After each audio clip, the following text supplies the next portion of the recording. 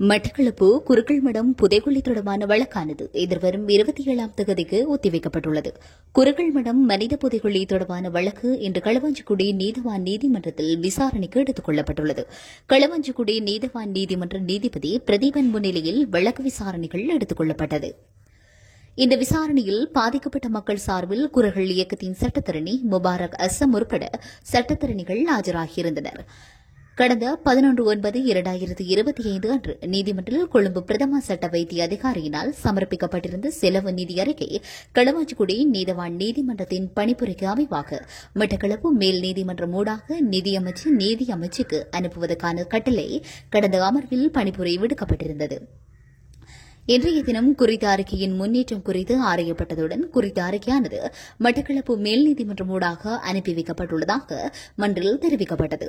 இதன் அடிப்படையில் குறித்த வழக்கானது எதிர்வரும் 27ஆம் தேதிக்கு ஒத்திவைக்கப்பட்டுள்ளது. சந்தேகத்துக்கிடமான குருக்கள் மடம் மனித புதைகுழி தொடர்பான வழக்கானது இன்று கௌரவ களுவாஞ்சிக்குடி நீதவான் நீதிமன்றத்தின் முன்னிலையிலே விசாரணைகளுக்காக அழைக்கப்பட்டிருந்தது.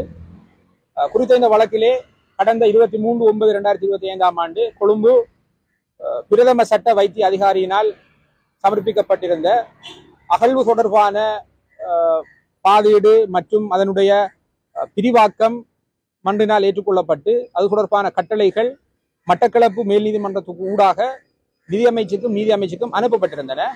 இவ்வழக்கானது இன்று குறித்த அந்த செயல்முறை தொடர்பான முன்னேற்றங்கள் பற்றி ஆராய்வதற்காக இன்று அழைக்கப்பட்டிருந்தது. குறித்த அந்த கட்டளையானது மேல் நீதிமன்றத்துக்கு ஊடாக மேல் நீதிமன்றத்திலே சேர்ப்பிக்கப்பட்டுள்ளதோடு மேல் நீதிமன்றத்துக்கு ஊடாக நிதி அமைச்சுக்கும் அனுப்பப்பட உள்ளது. இந்த முன்னேற்றம் கௌரவ நீதவான் அவர்களுக்கு அறிவிக்கப்பட்டிருக்கின்ற நிலையிலே இந்த வழக்கானது மீண்டும் எதிர்வருகின்ற அக்டோபர் மாதம் 27ஆம் தேதி விசாரணைக்காக அழைக்கப்பட இருக்கின்றது.